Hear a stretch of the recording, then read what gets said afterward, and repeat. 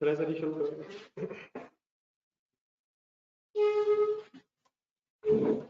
जी। कल वाली एंट्रीज में क्वेश्चन करें,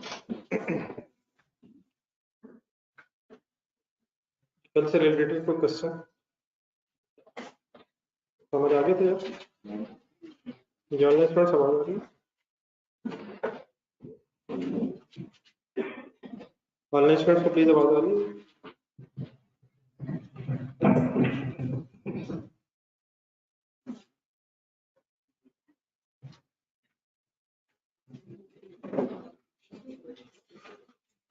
जी कोई कंफ्यूजन कल से रिलेटेड?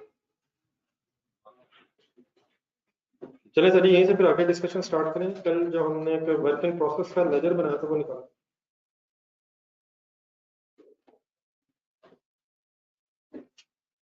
वर्क इन प्रोसेस के लेजर को अगर ब्रॉड डाउन से लेके सीडी तक बोलते हैं, कैसे आपको बनता है? ब्रॉड डाउन में क्या ऐड होता है? Material, factory payroll, factory average, ये सारी एंट्रीज बनी हुई एंट्रीज बोलेंगे। Work in process debit, material, factory payroll, factory overheads credit, finish goods debit, work in process credit. यहाँ से आज हमने एक नई डिस्कशन स्टार्ट करनी है जिसमें हमने यही जो प्रोसेस अकाउंट बनाया इसको जरा ज्यादा डिटेल में बनाना सीखना है। तो नेक्स्ट हेडिंग जरा लिखें, प्रोसेस कॉस्टिंग।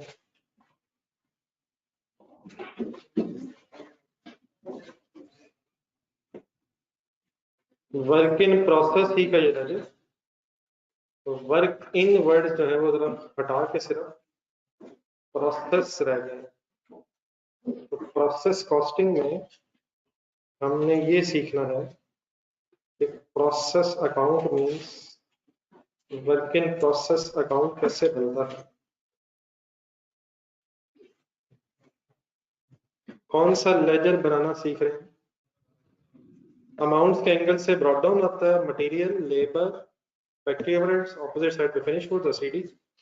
लेकिन अब जब ये हम लेजर बनाएंगे तो इस लेजर में अमाउंट्स के साथ साथ यूनिट्स का रिकॉर्ड भी रखेंगे।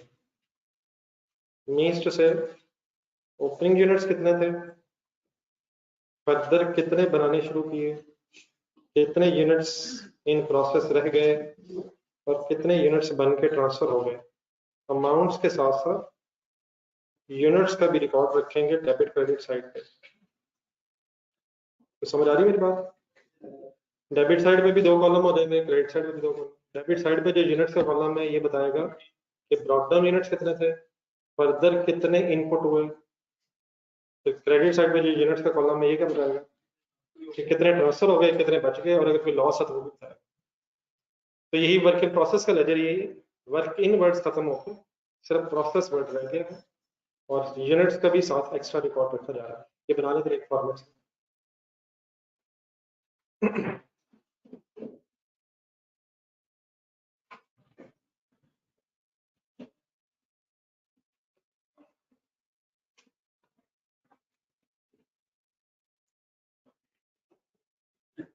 ये दरवाजा बंद कर दो, दरवाजा बंद कर दो।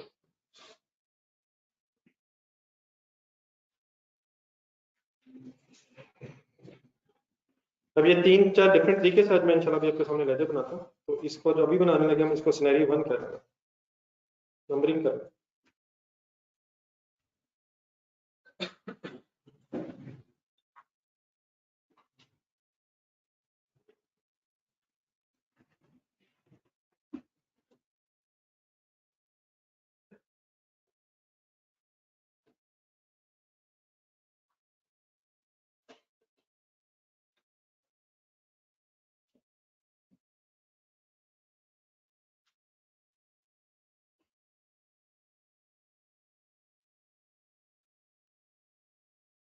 प्रोसेस अकाउंट मींस कौन सा अकाउंट बना लगा सर?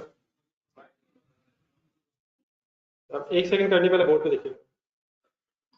इनिशियली जो आज मैं डिस्कशन आपसे करूंगा इसमें आज मैं ओपनिंग और क्लोजिंग वर्क इन प्रोसेसेस की डिस्कशन नहीं करूंगा, वो इंशाल्लाह 1-2 दिन ठहर के करेंगे। क्या होते नहीं या आज डिस्कस नहीं हो रहा? लेकिन अगर ओपनिंग क्लोजिंग नहीं है तो इसका फिर मीनिंग ये होगा कि जितने यूनिट्स आपने बनाना शुरू किए होंगे या तो वो सारे बन गए होंगे या सारे लॉस हो गए, या कुछ बन गए होंगे कुछ लॉस हो गए। मतलब कोई भी ऐसा यूनिट नहीं था पीरियड के स्टार्ट पे जो बन रहा था जिसे हमने फर्दर कंप्लीट किया हो, और कोई भी यूनिट ऐसा नहीं है जो हम बनाना शुरू कर चुके थे लेकिन कंप्लीट नहीं कर सके। तो फिलहाल इस डिस्कशन में opening closing work in process involve नहीं है। देन प्रोडक्शन प्रोसेस या प्रोडक्शन हॉल की रिप्रेजेंटेशन के लिए वर्क इन प्रोसेस का लेजर होता है, पता सबको? तो वर्क इन प्रोसेस का ही लेजर है, इसमें प्रोसेस अकाउंट मैंने जस्ट वर्ड। तो प्रोडक्शन हॉल में क्या हो सकता है इस साल फिर हमने कुछ चीजें बनानी शुरू की, जितने यूनिट्स बनाने शुरू किए होंगे वो फिर इनपुट यूनिट्स होंगे बिना लिखे गए। इनपुट यूनिट्स का मीनिंग नहीं, मतलब ये यूनिट्स बनाने शुरू किए वो ठीक है, अब इन यूनिट्स पे सिर्फ रॉ मटेरियल लगेगा, लेबर ओवरहेड्स भी लगेगा। तो ये 1000 यूनिट्स हमने बनाने शुरू किए, इनके लिए फिर हमने मटेरियल कहाँ से मंगवाया होगा? मटेरियल कहाँ से मंगवाया होगा सर? एंट्री बोले 50,000 की, process account debit material credit, ये रॉ मटेरियल स्टोर रूम से आया, इन्हीं यूनिट्स का मटेरियल, यूनिट्स शुरू किए मटेरियल मंगवाया, ठीक है। पहले दिन मैंने इसलिए लिखा कि यूनिट्स नजर आ जाए और फिर उसकी अमाउंट नजर आ जाए, ठीक है। देख लेते, क्या फिर सिर्फ मटेरियल, फिर लेबर लगेगी, एंट्री बोल रहा है लेबर वाला, फैक्ट्री पेरोल क्रेडिट, ये डायरेक्ट लेबर है, let's say 30,000, process account debit factory payroll credit. क्या फिर इस पीरियड में ओवरहेड्स भी लगे होंगे? ओवरहेड्स की एंट्री, अब यकीन है फैक्ट्री ओवरहेड्स का अपना लेजर होगा, वहां से फिगर फाइनली ट्रांसफर होकर इधर नजर आ रही है हमें, लेट्स से 20,000। तो 50,000 मटेरियल, 30,000 सपोज लेबर और 20,000 रुपए की फैक्ट्री ओवरहेड्स इनकर हुए इन 1000 यूनिट्स की प्रोसेसिंग पे। 50 30 20 जमा करें तो कितना बनता है? 50,000 30,000 20,000, तो 1,00,000 फाइनली मैन्युफैक्चरिंग कॉस्ट, ठीक है। लेकिन देन सपोज हमारा जो प्रोसेस है इसमें ये एक्सपेक्टेड था कि 10% ऑफ इनपुट नॉर्मल लॉस होगा, 10% of input normal loss expected था। सपोज एक्चुअली भी इतना ही लॉस हो गया, क्या कम ज्यादा हो सकता है एक्सपेक्टेशन से? लेकिन एज फर्स्ट सिनेरियो सपोज जितना लॉस एक्सपेक्टेड था उतना ही हो गया, मींस 10% मैंने लिखा है, इनपुट 1000 है तो 10% मींस 100 यूनिट्स नॉर्मल लॉस के हो गए, ठीक है। फिर आगे 100 कैसे है, और अल्हम्दुलिल्लाह सपोज 900 फिनिश गुड्स के यूनिट्स बन गए। ये मैंने आपसे पूछे बगैर नॉर्मल लॉस के यूनिट्स क्रेडिट साइड पे क्यों लिख रही है? क्योंकि लॉस होने से स्टॉक क्रेडिट होगा, वर्क इन प्रोसेस का स्टॉक क्रेडिट होगा, और फिनिश गुड्स के यूनिट्स क्रेडिट क्यों साइड पे क्यों लिख रही है? क्योंकि यहाँ से क्रेडिट हो गया, मैंने फिनिश गुड्स में डाली, तो फिनिश गुड्स वाली इधर एंट्री बोल रहे हैं, finish goods debit and work in process account credit. Definitely भी मैंने यूनिट्स की बात की, इसकी अमाउंट की भी बात करूंगा, लेकिन just like any other ledger, ये आपके सामने जो लेजर बना है इसके यूनिट्स का कॉलम भी मैच होना चाहिए, डेबिट क्रेडिट साइड पे टोटल, और अमाउंट्स का भी ऑब्वियसली मैच होना चाहिए। तो मेरे 1000 यूनिट्स कहाँ कहाँ गए? 100 लॉस हो गए जो एक्सपेक्टेड था, और 900 सपोज बन गए, तो अल्हम्दुलिल्लाह हमारा यूनिट्स का कॉलम फाइनल हो गया। अमाउंट्स का कॉलम पे कैसे फाइनल होगा ये भी कर लेते हैं, पहले भी तो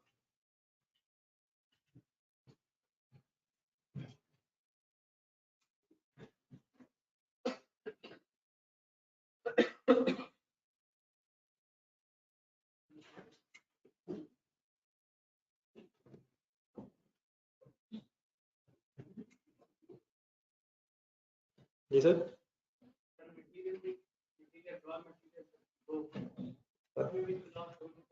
जी हो सकता है उसी में से हो, लेकिन जब यूनिट्स बना रहे होंगे तो यूनिट्स में होगा, जो रॉ मटेरियल का लॉस होगा वो तो रॉ मटेरियल अकाउंट में होगा, अगर as it is raw material का लॉस हुआ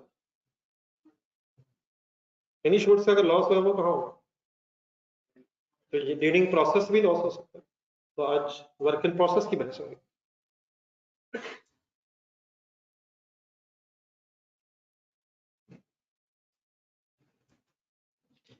ये 1000 यूनिट्स पे मटेरियल, 1000 यूनिट्स पे लेबर और 1000 यूनिट्स का बनाने में ओवरहेड्स।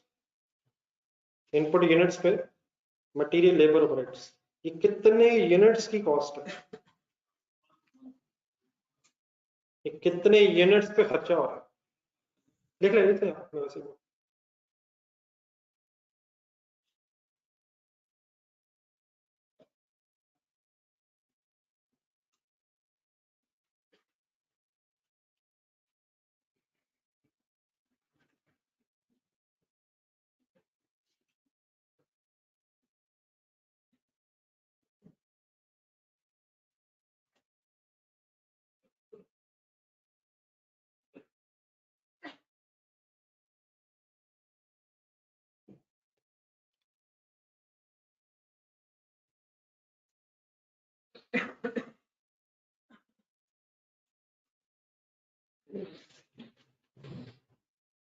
ठीक है दोस्तों,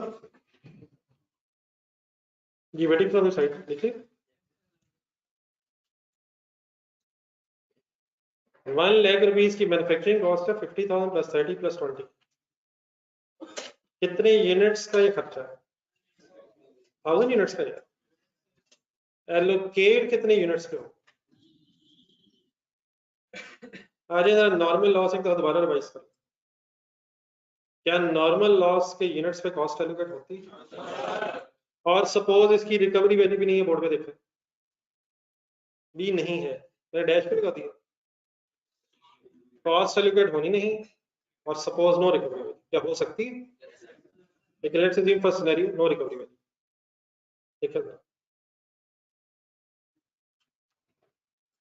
कॉस्ट एलोकेट होती नहीं, सपोज रिकवरी वैल्यू है नहीं, ठीक है। तो what is manufacturing cost? 1 lakh. It is manufacturing cost of producing 1000 units, but is to be allocated to 900 units. अगर मैं आपसे को पर यूनिट बताएं calculator, manufacturing cost per unit बताएं तो क्या करवाएंगे? क्या करवाएंगे? मैन्युफैक्चरिंग कॉस्ट इस लेजर में से कहां से उठाया करेंगे? डेबिट साइड से या क्रेडिट साइड से? छोटी छोटी चीजें कुछ जरा याद ही कर लीजिएगा, गेम बहुत कॉम्प्लेक्स हो जाएगी। Manufacturing cost material labour overheads किस तरफ से उठाया करेंगे? डेबिट साइड पे, ठीक है। और वो यूनिट्स कहां से उठाया करेंगे जिन पे कॉस्ट एलोकेट होनी है? क्रेडिट साइड से उठाया करेंगे। मेरी बात की सिर्फ एक एक्सेप्शन है जो आगे जाके है। क्या डिसाइड हुआ था हमारा कि पर यूनिट निकालते हुए सिर्फ उन यूनिट्स को कंसिडर करना जिन पे कॉस्ट एलोकेट होनी। तो किस पे कॉस्ट एलोकेट होनी है? 100 पे भी तो होनी, वो भी तो क्रेडिट साइड पे। क्या ये सिर्फ अब 900 यूनिट्स की कॉस्ट रहेगी? अगर हम पर यूनिट कैलकुलेट करना चाहें तो 111.11 पर यूनिट पे बात खत्म हो जाएगी। नीचे नीचे लिखो बताओ।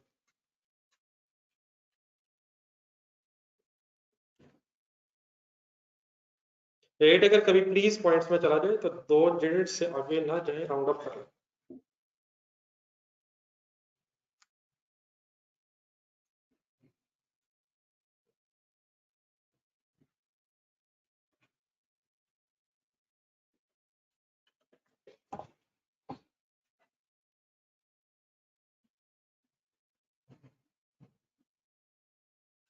अब ऑब्वियसली पर यूनिट रेट है, ये कैलकुलेट होके मल्टीप्लाई भी किससे होगा? सिर्फ 900 से ही आंसर फिर भी आ जाएगा, चेक करना। क्या लाख रुपए ही आंसर आ जाएगा? तो लाख रुपए जो 1000 यूनिट्स की कॉस्ट थी, बस 900 रिमेनिंग यूनिट्स में एलोकेट हो जाएगी। देन कर ले, टोटल कर ले डेबिट क्रेडिट साइड पे अमाउंट्स का। अमाउंट्स भी मैच होनी चाहिए और यूनिट्स भी मैच होना चाहिए, just like any other ledger. सिर्फ नई बात शायद क्या है कि ये लेजर जो है अमाउंट्स के साथ साथ यूनिट्स का रिकॉर्ड भी रख रहा है। जी सर, कोई कंफ्यूजन?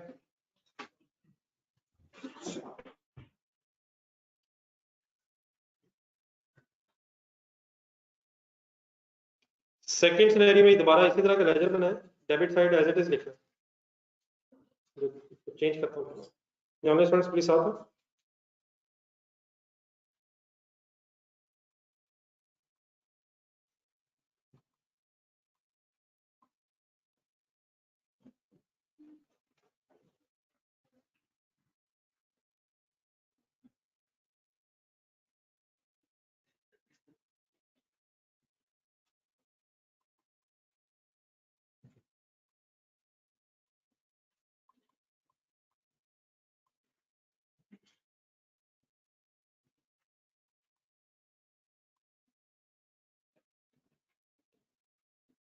Once again, suppose अभी ओपनिंग क्लोजिंग नहीं, इनपुट यूनिट्स 1000, मटेरियल 50,000। ये जो मटेरियल आप लिख रहे हैं, ये मटेरियल परचेज लिख रहे हैं या कंज्यूम लिख रहे हैं? क्या एंट्री हो रही है? Work in process debit and material credit, raw material credit.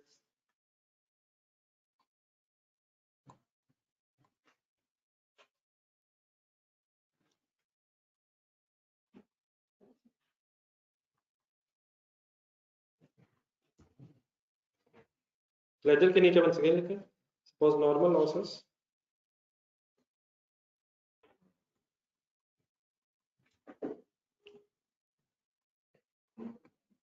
10% of input.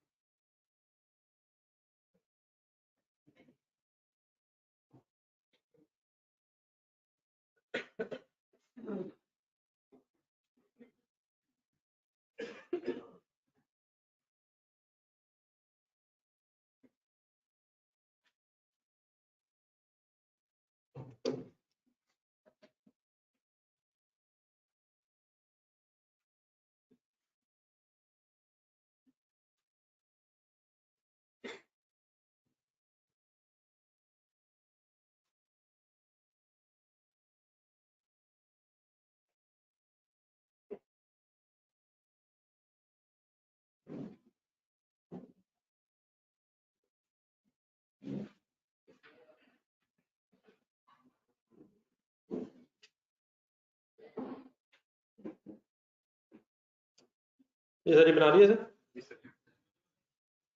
Board में देखिएगा सर। 1000 यूनिट्स इनपुट थे, 10% नॉर्मल लॉस एक्सपेक्टेड था। 10% मींस कितने यूनिट्स? एक बार सपोज फिनिश गुड्स के 800 यूनिट्स बने, सीडी है नहीं, इनपुट थे 1000 यूनिट्स, 800 यूनिट्स बने, सीडी नहीं है, 200 यूनिट्स मिसिंग है। 200 यूनिट्स नॉर्मल लॉस है,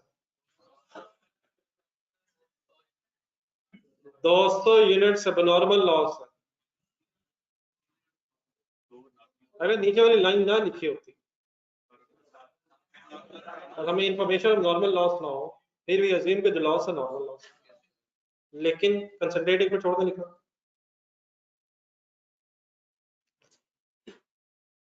लेकिन अगर नॉर्मल लॉस 10% ऑफ इनपुट है तो इट मींस 1000 का 10% 100 वाज एक्सपेक्टेड, तो क्या एक्सपेक्टेशन से ज्यादा लॉस हुआ? इसका तरीका सर ये होता है कि नॉर्मल लॉस के सामने हमेशा एक्सपेक्टेड लॉस लिखा जाता है। कंसंट्रेशन से मेरी बात सुनेगा, नॉर्मल लॉस के सामने हमेशा आपने एक्सपेक्टेड लॉस लिखना है।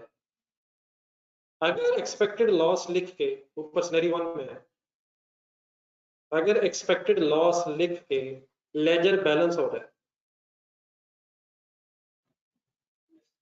तो बताएं what is actual loss?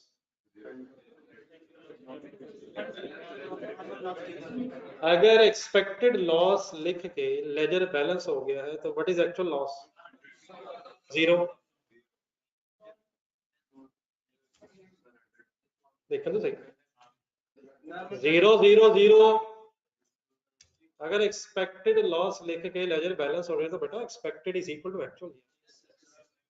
What is input 1000, what is output 900, how many units are lost 100। क्या वो एक्सपेक्टेड था? तो expected is equal to actual. ये मैंने 1000, ये सॉरी नॉर्मल लॉस के सामने 100 जो लिखा है एक्सपेक्टेड लिखा है एक्चुअल लिखा है? मैंने एक्सपेक्टेड लिखा, लेकिन डिफरेंस अगर कुछ नहीं आ रहा, लेजर बैलेंस हो गया, तो क्या उतना ही हुआ है जितना होना चाहिए था? लेकिन नीचे second scenario, what is input 1000, what was expected loss 100, how much is the actual output 800। तो असल में लॉस है कितना? 200। ये 100 क्या बता रहा है? ये एक्सपेक्टेड था। क्या ये 100 हुआ भी है? एक्सपेक्टेड वाला भी हो गया है, और क्या एक्सपेक्टेशन से ज्यादा भी हो गया। तो तरीका ये है कि आप नॉर्मल लॉस के सामने एक्सपेक्टेड लिख लेंगे और उसके बाद फिर बाकी क्वांटिटीज पूरी करके लेजर बैलेंस करेंगे। बोर्ड पे देखिएगा कैसे बैलेंस करेंगे। डेबिट साइड के यूनिट्स 1000 है, मैंने पहले इसलिए वहां लिखा है। ऑपोजिट साइड में भी कितने यूनिट्स होने चाहिए 1000। सीडी है नहीं, यूनिट्स मिसिंग है किस तरफ? क्या कुछ यूनिट्स और कम हो गए? कितने और कम है? तो ये जो डिफरेंस आ रहा है ये कौन सा लॉस है? What is total loss? What is total loss? 200 इकट्ठा क्यों नहीं लिख देते? क्योंकि उनका ट्रीटमेंट सेम नहीं है। जो एक्सपेक्टेड लॉस है उसे कॉस्ट आनी नहीं, और जो एक्सपेक्टेशन ज्यादा है उसे फिर कॉस्ट भी एलोकेट होगी। तो इसका ब्रेकअप होना चाहिए ताकि आपको पता चले कि कितना लॉस एक्सपेक्टेड था, उसकी टेंशन ताकि आप ना लें। लेकिन अगर ज्यादा लॉस हुआ है तो फिर अलग नजर भी आना चाहिए, उसकी कॉस्ट भी एलोकेट होनी चाहिए। वापस जाए सिनेरियो 1 पे। What is expected loss? 10% means 100 expected loss. What was expected output? 1000 के यूनिट्स हैं, 10% लॉस एक्सपेक्टेड था, तो कितनी आउटपुट होनी चाहिए थी? क्या उतनी है जितनी होनी चाहिए थी? इसका मतलब कोई लॉस नहीं हुआ, इसका मतलब उतना ही हुआ है जितना एक्सपेक्टेड, उतना ही एक्चुअली हुआ है जितना एक्सपेक्टेड था।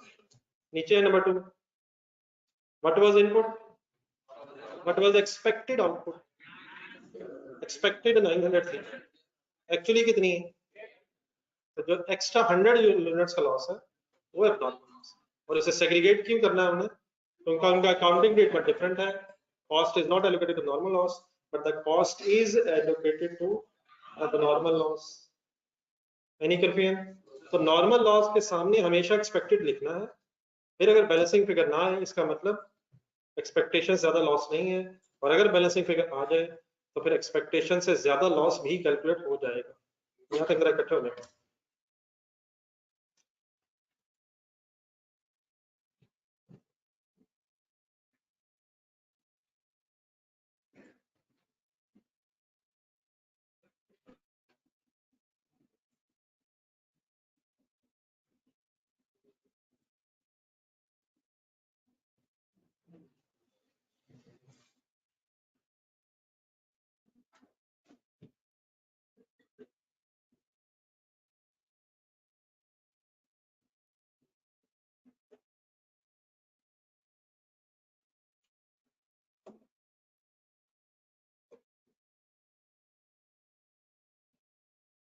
ये ऑनलाइन स्टूडेंट्स बड़ा क्लियर?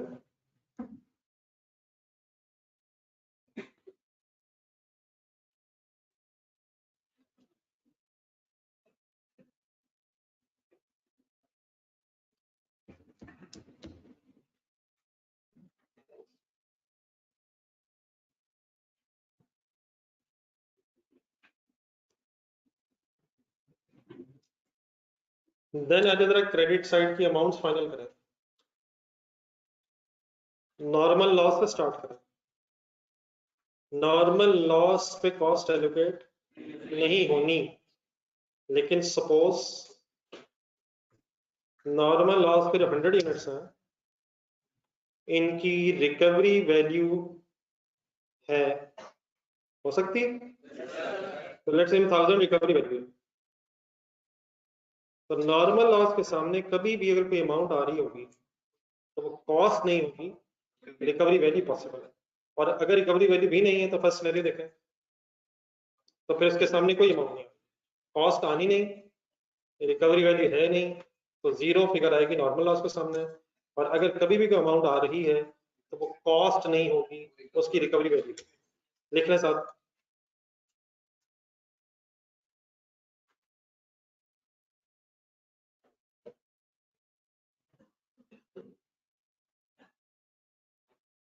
यानी कि पेन।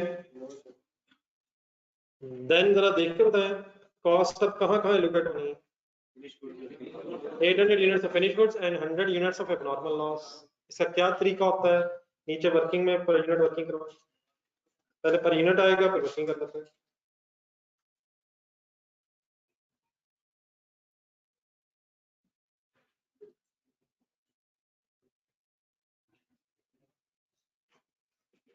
पर यूनिट निकालने का तरीका ये है कि मैन्युफैक्चरिंग कॉस्ट इकट्ठी करें, मटेरियल लेबर ओवरहेड से इकट्ठे करना है। कितनी अमाउंट आई? 50,000 plus 30,000 plus 20,000। तो फिर ये टोटल कर सकते हैं, मैं जस्ट प्रेजेंट कर रहा हूँ। मटेरियल लेबर ओवरहेड का मैंने सम कर लिया, सम करके मैन्युफैक्चरिंग कॉस्ट आ जाएगी। देन दूसरी फिर चीज ये ढूंढनी है कि क्या कोई recovery value of normal loss तो नहीं है। अगर नहीं है तो फर्स्ट सिनेरियो देखें, सिंपली इग्नोर हो जाएगी बस। लेकिन अगर है तो क्या करेंगे? प्लस करेंगे, माइनस करेंगे, प्लस करेंगे, माइनस करेंगे। जी ठीक है, आपको याद है रिकवरी वैल्यू माइनस होती है, लेकिन अगर हम डेबिट क्रेडिट के एंगल से भी देखें तो मैन्युफैक्चरिंग कॉस्ट डेबिट साइड पे है और रिकवरी वैल्यू क्रेडिट साइड पे है, ये नेट ही होगी। 50,000, 30,000, 20,000 ये डेबिट साइड पे फिगर्स हैं, क्या ये प्लस ही होंगी? 50, 30, 20 डेबिट प्लस हो रहे हैं, डेबिट और क्रेडिट आपस में नेट ही होगा, वैसे रिकवरी वैल्यू भी लेस ही होगी। ठीक हो गया? अब बेस बनवाएगा 800 प्लस 100, क्रेडिट साइड से 800 उठाया आपने और क्रेडिट साइड से 100 उठाया, दोनों फिगर्स प्लस हो गई। आंसर बताएं। 110 पर यूनिट। एक मिनट,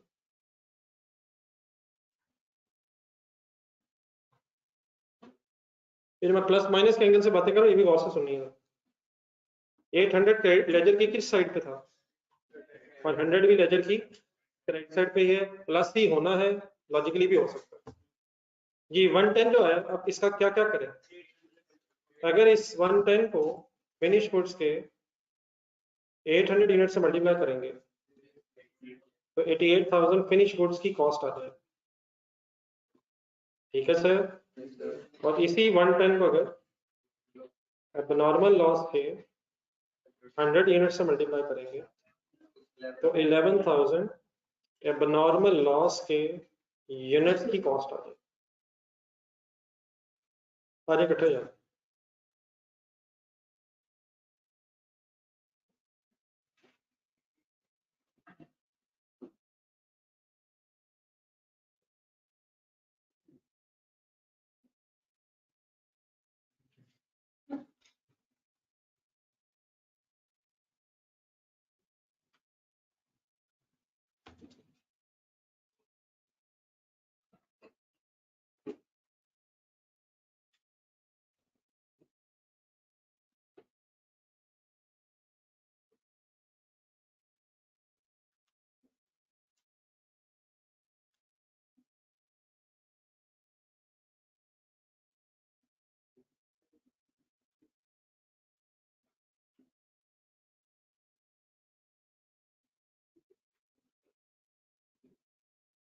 ये नोटेड है सर, इन फिगर्स को यूज करके लेजर कंप्लीट करें।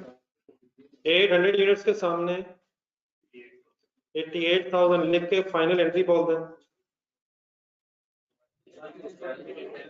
Finish goods debit process account means work in process account, और 100 के सामने 11,000 की कॉस्ट आ गई, इसकी एंट्री। अब नॉर्मल लॉस क्रेडिट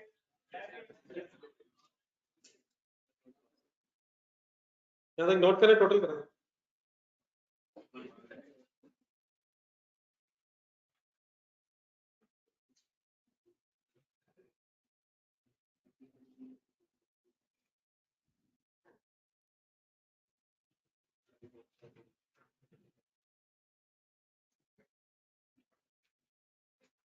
ओके जी, please.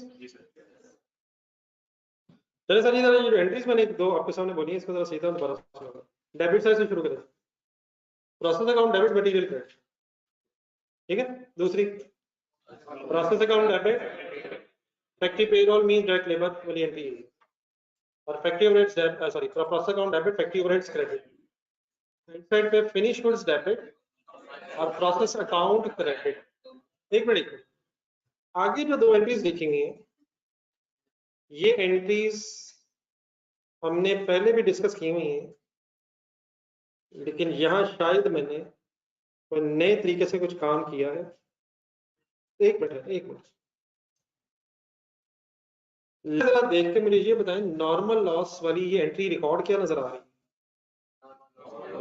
Normal loss debit process account.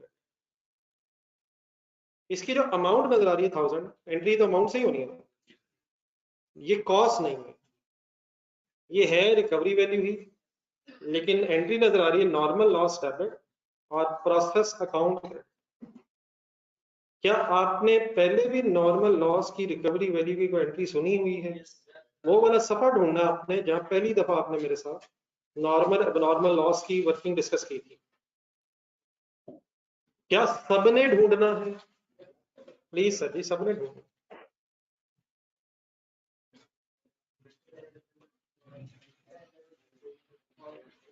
तो जब पहली दफा बात हुई थी 5 लाख में से पहला सिनेरियो, नॉर्मल लॉस अब नॉर्मल लॉस के डिस्कशन में पहला एक छोटा सा सिनेरियो बनाया था। 5 लाख रुपए में से मेरे ख्याल 5000 माइनस हो रहा है, इसकी एंट्री बोले क्या?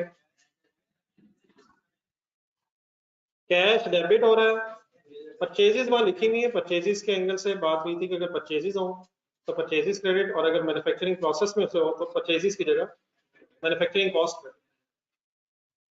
क्या लिखा नजर आ रहा है? कैश डेबिट परचेजेस की जगह जरा मैन्युफैक्चरिंग कॉस्ट, इसलिए करने के हम जरा मैन्युफैक्चरिंग की बात। तो क्या मैंने भी वही एंट्री की है? नहीं, मैंने उलट नहीं की है, नहीं मैंने डिफरेंट की है। कैश की जगह मैंने नॉर्मल लॉस लिखा, तो यकीनन इसमें मसला है। लेकिन जो क्रेडिट मैंने किया है, इसको जरा समझे गौर से। मैंने लिखा है प्रोसेस अकाउंट क्रेडिट। अपना जरा प्रोसेस अकाउंट देखा, मैं जरा थोड़ा सा बड़ा करके आपके सामने रखना चाहता हूँ। प्रोसेस अकाउंट की डेबिट साइड पे बस एक उंगली रख लीजिएगा, जरा आना जाना रहेगा। अभी नॉर्मल लॉस की बात भी करता हूँ। प्रोसेस अकाउंट की डेबिट साइड पे मटेरियल, लेबर, ओवरहेड्स लिखे हुए हैं, सबको नजर आ रहे हैं सर? अगर मैं कहूँ कि इन तीनों को प्लस करके मैन्युफैक्चरिंग कॉस्ट बनती है, तो आप एग्री कर दें? अब प्रोसेस अकाउंट में डेबिट साइड पे मैन्युफैक्चरिंग कॉस्ट, और मैंने भी इस एंट्री में प्रोसेस अकाउंट को क्रेडिट किया है, तो क्या मैं मैन्युफैक्चरिंग कॉस्ट से ही नेट कर रहा हूँ? लेकिन क्योंकि लेजर बना रहे हैं सॉर्ट ऑफ, इसलिए लेजर प्रोसेस अकाउंट का रेफरेंस दे रहा हूँ। डेबिट साइड में material, labour, overheads means manufacturing cost है, और मैं इस 1000 को मैन्युफैक्चरिंग कॉस्ट वर्ड की बजाय प्रोसेस अकाउंट करके इसलिए क्रेडिट कर रहा हूँ क्योंकि लेजर के क्रेडिट साइड में, तो मैंने क्रेडिट जो है 1000 मैन्युफैक्चरिंग कॉस्ट में से ही किया है। लेकिन आपको वर्ड क्या नजर आ रहा है? उसकी क्या वजह प्रोसेस अकाउंट वर्ड क्यों नजर आ रहा है? क्योंकि इसी अकाउंट में डेबिट साइड पे मैन्युफैक्चरिंग कॉस्ट, उसी को नेट करने के लिए मैंने प्रोसेस अकाउंट का वर्ड यूज किया। तो मैं ये कहना चाहता हूँ क्रेडिट तो मैंने वही किया जो होना चाहिए था, लेकिन मैंने डेबिट कुछ और किया, उसमें भी परेशानी नहीं होनी चाहिए। मैंने जो किया है और जो आपने लिखा है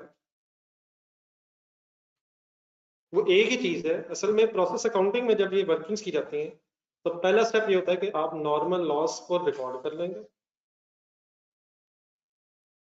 और फिर जब भी कभी ये सेल हो उस वक्त कैश की फिर आप एंट्री कर लेंगे। पहला स्टेप नॉर्मल लॉस रिकॉर्ड कर लेंगे, और जब भी कभी सेल करेंगे तो उस वक्त फिर कैश रिकॉर्ड कैसे कर लेंगे, अब जरा बोर्ड पे देखें। कैश आना जाना जब कभी बेचेंगे कैश आना तो कैश डेबिट हो जाएगा, और कैश डेबिट होके फिर नॉर्मल लॉस अकाउंट क्रेडिट करते हैं। क्या ये अमाउंट सेम होगी? वजह वजह वजह ये पहली अमाउंट भी रिकवरी वैल्यू ही है और रिकवरी वैल्यू पे ही इसने बिकना है। अगर दोनों मेरी आप एंट्रीज देखें तो नॉर्मल लॉस का लेजर जो मैं बनाना चाह रहा हूँ डेबिट क्रेडिट करके, उसमें तो आपस में कैंसिल हो जाए और नेट एंट्री फिर क्या रह जानी है? कैश डेबिट रह जाना है और प्रोसेस अकाउंट मैन्युफैक्चरिंग कॉस्ट की जगह बढ़ रहा है। इस एंट्री का सब मकसद ये है कि नॉर्मल लॉस का भी लेजर जरा बन जाए, ताकि अगर फॉर एग्जांपल फिर नॉर्मल लॉस का लेजर देख के डिसीजन हम लेना चाहें तो वो भी ले सके। आखिरी बात सुनने से मैं ये दो एंट्रीज देखें। अच्छा, पहली बात ये समझ आ गई कि नेटवर्क सेम है। कैसे? नॉर्मल लॉस का डेबिट और नॉर्मल लॉस का क्रेडिट आपस में नेट हो जाएगा। एंट्री नेट क्या बचेगी? कैश डेबिट बचेगा, process account credit means manufacturing cost credit होगी। लेकिन अगर नॉर्मल लॉस का लेजर बन सकता है इसका। इस डिस्कशन में ये जितने लेजर्स होंगे ये सारे यूनिट्स और अमाउंट्स दोनों का रिकॉर्ड मेंटेन करें, ताकि पता चले क्वांटिटी किधर किधर गई और अमाउंट्स का साथ क्या हुआ। किसका लेजर बना रहे हैं? पहली एंट्री देख के जरा पोस्ट करवाएं। बोले एंट्री पहली पहली बेटा पहली पहली पहली normal loss debit process account credit, units 100 थे अपने लेजर में देखा था और अमाउंट 1000 है। फिर जब कभी ये कैश आएगा तो cash debit normal loss credit, और हम हमेशा बाय डिफॉल्ट यही अज्यूम करेंगे कि जितने यूनिट्स नॉर्मल लॉस के बने वो बिक गए, अनलेस ऑफ कोर्स हमें पता चल जाए कि बन तो गए लेकिन अभी बिके नहीं। फिर अगर नहीं बिके तो यही यूनिट सीडी शायद स्टॉक की तरह हो जाएंगे। स्टॉक की तरह, किस चीज के यूनिट? स्टॉक की तरह जो लॉस के यूनिट्स है। लेकिन बाय डिफॉल्ट हम अज्यूम करेंगे कि जिस पीरियड में लॉस के यूनिट्स बने उस पीरियड में बिक भी गए होंगे। ये लेजर असूलन बैलेंस क्यों होना चाहिए? डेबिट साइड पे भी रिकवरी वैल्यू है और क्रेडिट साइड पे भी रिकवरी वैल्यू है। रिकवरी वैल्यू भी हमने रखना था और जब आप बेचेंगे तो आपको रिकवरी वैल्यू ही रिसीव होनी है। तो आम तौर पे नॉर्मल सिचुएशन में इस लेजर में कभी भी कोई डिफरेंस नहीं होना चाहिए, अनलेस एक बात जो मैंने बाद में करनी है मैं करूंगा। यहाँ तक बना ये एंट्री भी लिखे और उसके साथ ये लेजर भी है।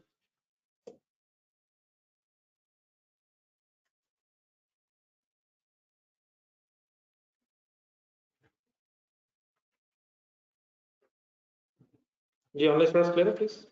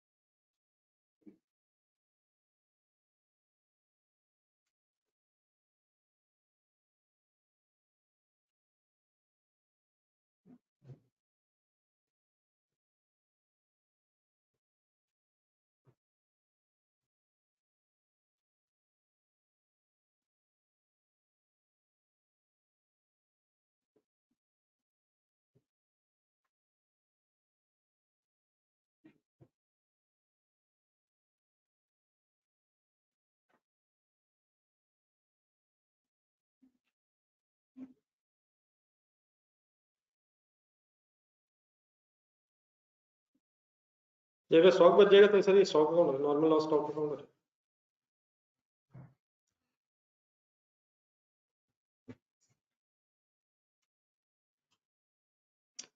ये नोटेड है प्लीज?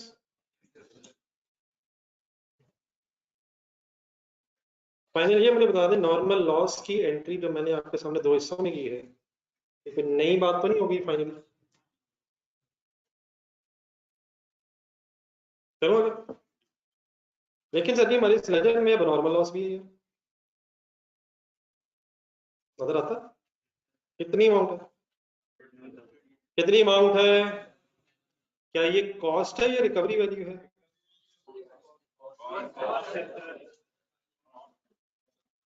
जो फिगर नजर आए उसका नाम रिकवरी वैल्यू होता है।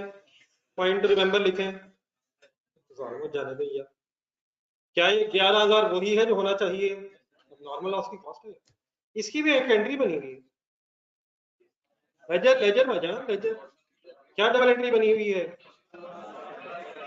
अब normal loss debit, process account credit at cost, कितनी? अपना पुराना पेज निकालें। क्या ये भी मैंने कोई नए तरीके से एंट्री की है, ये वही पुरानी एंट्री है?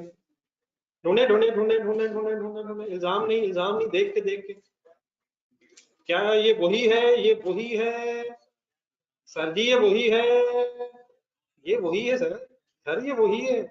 अब नॉर्मल लॉस कॉस्ट एलोकेट होती है सर, अब नॉर्मल लॉस डेबिट है, परचेजेस की जगह मैन्युफैक्चरिंग कॉस्ट की जगह प्रोसेस अकाउंट मैंने क्यों लिखा है? मैन्युफैक्चरिंग कॉस्ट डेबिट साइड पे है, उसी से नेट करना है। तो ये प्लीज वही एंट्री है। ये किस चीज की एंट्री बना रहे हैं? अब नॉर्मल लॉस की या नॉर्मल लॉस की? अब नॉर्मल लॉस की कॉस्ट एलोकेट होती है, नॉर्मल लॉस को कॉस्ट एलोकेट होती है, और उसकी डबल एंट्री क्या लिखी हुई है आप लोगों ने? नॉर्मल लॉस डेबिट परचेजेस या मैन्युफैक्चरिंग कॉस्ट की जगह मैंने क्या लिख दिया है? मैन्युफैक्चरिंग कॉस्ट की जगह मैंने प्रोसेस अकाउंट लिख दिया, वो क्यों लिखा? डेबिट साइड पे मैन्युफैक्चरिंग कॉस्ट है, नेट ऑफ हो रहा है। लेकिन वही रहे जिस पेज पे गए हम, क्या अब नॉर्मल लॉस की भी कोई रिकवरी वैल्यू हो सकती है? उसकी फिर एंट्री क्या होती है? वो कैश डेबिट होके फिर एबनॉर्मल लॉस की कॉस्ट से नेट हो। तो आइए जरा वो वाली एंट्री करने के लिए पहले लेजर खोलें जरा, एक एबनॉर्मल लॉस ये एंट्री भी लिखेंगे, जहां पहुंचे थे वहां जरा नॉर्मल लॉस की एंट्री लिखें।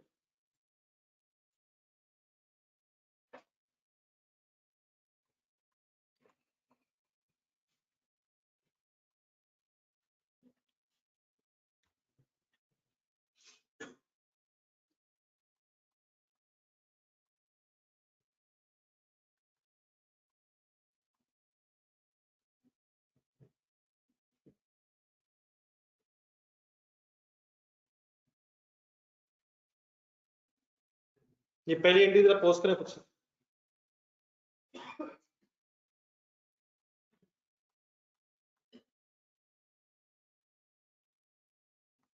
100 यूनिट्स, लेजर देख, 11 लाख कॉस्ट।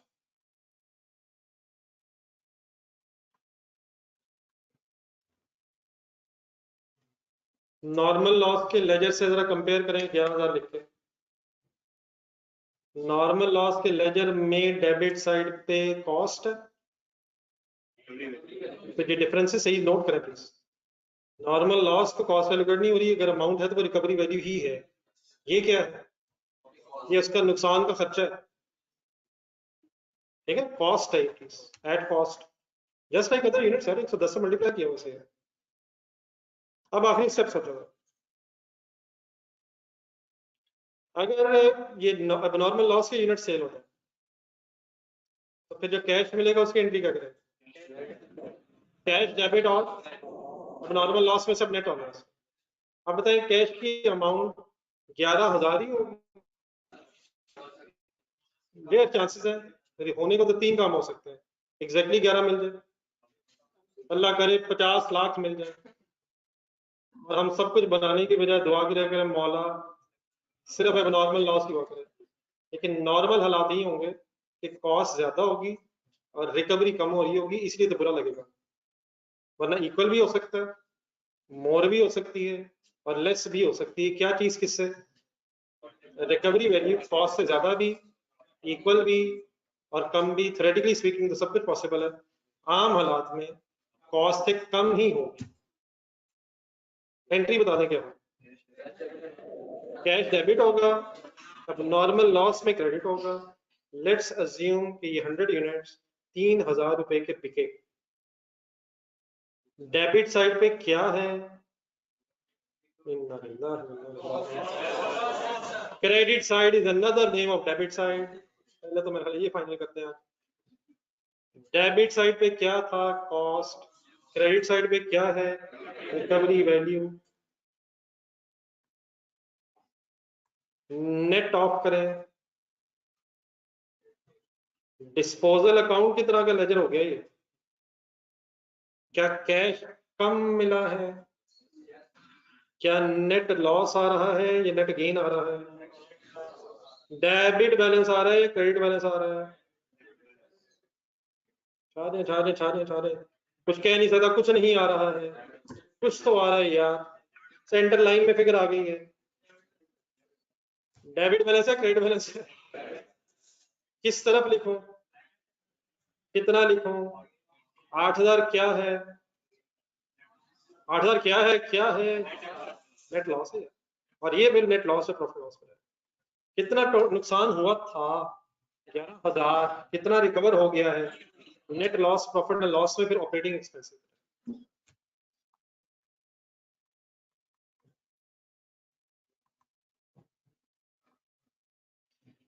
एबनॉर्मल लॉस की लेजर की जरा अपने जहन में तस्वीर बना लो, पिक्चर खींच लें।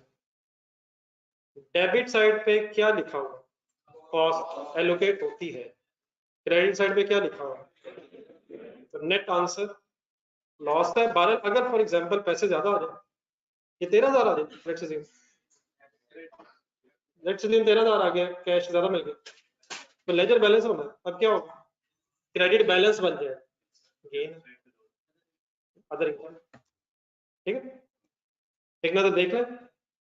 कोई करफी ना फाइनल गाइड रिवाइज करें जरा इस नैरेटिव सारे लेजर्स के साथ, सारी जहां जहां रेफरेंसिंग लिखी हुई है, डबल एंट्रीज बोला जरा।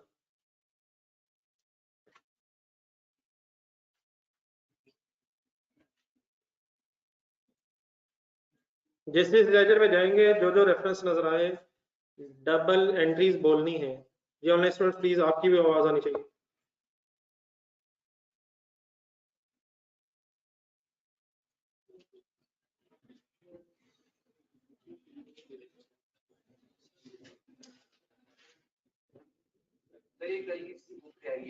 सर कर लेंगे कुछ सर, इस वक्त एंट्रीज बोल रहे हैं।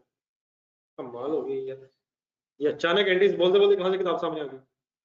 अभी कर लेते, मैं जाते हुए उसको दे दीजिएगा, ये पीछे बैठा हुआ। बुक ही है ना, किसी की रहेगी, उसने कौन सा टेंशन ली है।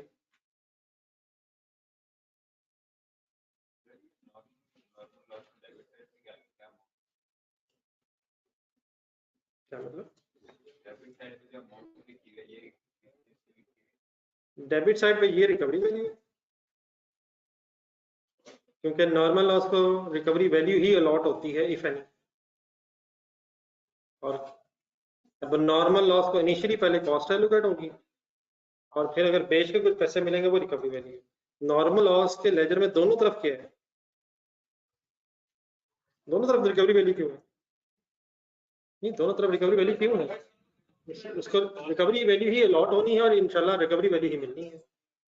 लेकिन अब नॉर्मल लॉस को अलॉट कॉस्ट होनी है, मिलनी रिकवरी वैल्यू है, तो डिफरेंस हो जाएगा।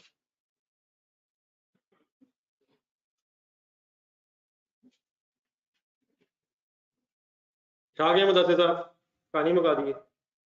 जब पहले नॉर्मल लॉस की डिस्कशन हुई थी, उसमें और इसमें क्या फर्क है? जी सर, पहले अब नॉर्मल लॉस की डिस्कशन हुई थी और जो अब नॉर्मल लॉस की डिस्कशन हुई है, इसमें क्या फर्क है? तो बेटा इसमें कोई फर्क नहीं है, वो सवाए वर्ड के, सवाए लफ्ज के, प्रोसेस अकाउंट के वर्ड के, बेटा कोई फर्क नहीं है। किन चक्करों में पड़े हुए? डेबिट साइड देखिए अब नॉर्मल लॉस की, डबल एंट्री बोले। अब मायूसी खत्म करें यार। जी बेटा, दूसरी एंट्री कैश डेबिट, दूसरी एंट्री बोले जी क्या है? असल मसला ये कि मैंने आपसे सबसे कहा प्लीज पेज, उस पेज पे जाए, को गया ही नहीं। जरा काइंडली जाए उस पेज पे जाए और बताएं, इस पेज पे आके देखें, बताएं फर्क क्या है। जहां फर्क था वर्ड का वो मैंने बताया था। प्रोसेस अकाउंट वर्ड आ गया, मैन्युफैक्चरिंग कॉस्ट की के जगह, उसकी भी वजह क्या है? क्योंकि डेबिट साइड में मैन्युफैक्चरिंग कॉस्ट ऑलरेडी है। तो नॉर्मल लॉस की एंट्रीज में कोई फर्क नहीं है। सवाए वर्ड ऑफ प्रोसेस अकाउंट। हाँ, कहाँ एक मैंने टेम्परेरी डिफरेंस क्रिएट किया था नॉर्मल लॉस में, और वो भी इसलिए कि उसका लेजर बन जाएगा, लेकिन नेट करके नॉर्मल लॉस की रिकवरी वैल्यू ही finally cash debit process account बन रही है। ठीक है मिस्टर मुदस्सिर, ये बेटा आप लोग क्लियर है? प्लीज 3000 की एंट्री देख लीजिए, बारे कोई और अगर कंफ्यूजन आ रही है तो कैंडी खत्म करें। मुदस्सिर साहब ओके?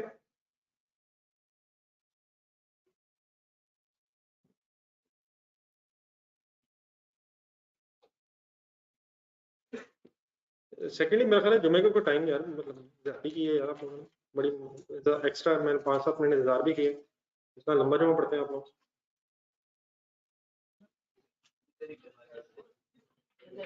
नेक्स्ट फ्राइडे सर मेरे साथ ही आ जाएगा, जहाँ जुमे के लिए मैं जाता हूँ। नहीं इकट्ठे चलेंगे ना, इकट्ठे हो जाएंगे सारे, नीचे इकट्ठे हो जाएंगे पौने 1 बजे, इधर ही जुमा करा लेंगे। नमाज पढ़ाते हैं, जुमा भी कराएंगे, इधर से क्लास में आ जाए करेंगे, वॉक ही कर लेंगे यार।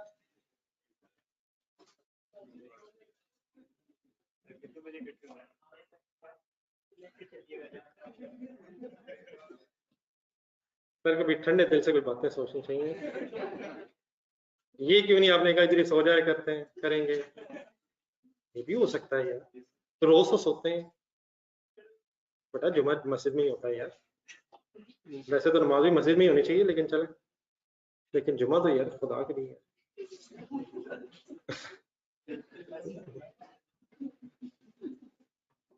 नहीं मतलब मैं इसलिए कह रहा हूँ सब इकट्ठे टाइम पे वापस आ जाएंगे ना, माशाल्लाह कोई कहीं जुमा पढ़ने गया है, कोई कहीं जुमा पढ़ने गए, आ जाए 1 बजे आ जाए, पौने वहां ले जाए, मुझे ले जाए वहां जहां आप जाते हैं, मैं वहां चलता हूँ, इंशाल्लाह टाइम पे वापस आ जाएंगे। आप जहाँ जाते हैं मैं वहां जाना, इंशाल्लाह मैं जुमा पढ़ के वापस आना। ठीक है तो डन, तो मैं इंशाल्लाह तैयार होऊंगा 1 बजे, पौने 1 बजे तैयार होऊंगा, जो पहले आगे उसके साथ चला जाऊंगा। ठीक, अल्लाह हाफिज।